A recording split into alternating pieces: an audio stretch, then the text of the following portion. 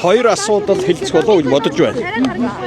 За нэгдүгээрт ойролт орнод Орос Украины хямрал зэвсэг мөргөлдөөнтэй холбоотойгоор дэлхийн эрчим хүчний салбарт нэлээд том дөрвөлт үүсэж байна.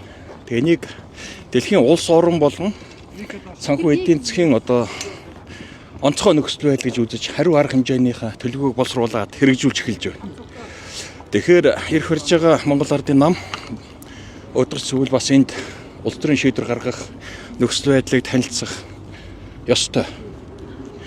Яагаад гэвэл одоо батлагдсан улсын төсвийн хүрээнд энэ хямралт байдлыг даван гарах хууль эрх зүйн орчин боломж байхгүй. Тэгэхээр зайлшгүй тодорхой хууль эрх зүйн орчинд өөрчлөлт орж иж хариу арга хэмжээний төлөвлөгөө хэрэгжих ёстой. Нэгдүгээр асуудал. За хоёрдугаар асуудал одоо та бүгд мэдж байгаа намын дарга, улсын их хурлын дарга хэн асуудал яригдана. За энэ дээр өчтөр намын бүлэг дээр нэлээд дэлгэрэнгүй ярьцгаасан нөхцөл байдлаа олон талаас нь тэгээд намын өдөр зөвл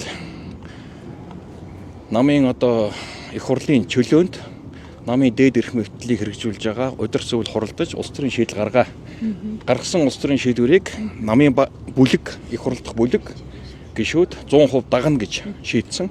Тэгээд намын өдөр зөвлийг хуралдуулах шийдвэр гарч өнөөдөр хуралдана. Ийм хоёр ажил явагдах ба. Мэдхгүй байна. Засгийн газар чөлөөтэй байж ийн эрслэж ард гарах юм шүү. Нөхцөл байдал амаргүй болсон цаг үе. Монгол ардын амаргүй хэлэх биш. Бодтой эрсдэл нүүр тулж байна. Үний өсөлт өндөр явчихсан шатхууны.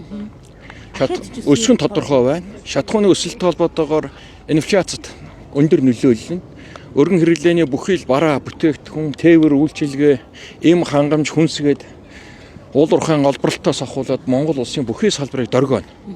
Яагаад гэвэл бид чинь шатхуунаас 100% гаднаас хамааралтай шүү дээ. Тэгэхээр ийм яаралтай арга хэмжээ аль болох иргэдийн орлогыг хамгаалсан, аж ахуй нэгжүүдийнхээ үйл ажиллагааг дэмжсэн ийм бодлогын арга хэмжээг авах ёстой. Танай намын гишүүд хоёр талд хоёр тишээ хараад уучлаа. Юу нь яаж засах вэ? Нэг тишээ хараад ямар байсалтай одоо ерөнхийдөө намын дарга байх. Ер нь өдөр зөвлийн шийдвэрийг намаас сонгогдсон, томилогдсон бүх эрх албан тушаалтан дагдаг.